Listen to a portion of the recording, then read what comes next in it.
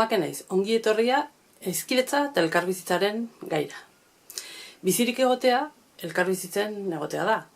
Elkarbizitza etengabeko harremanak eta interakzioak sortzea da.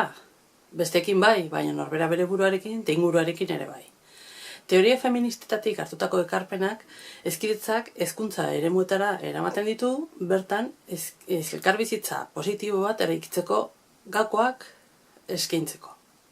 Hori da landuko dugun astean zehar.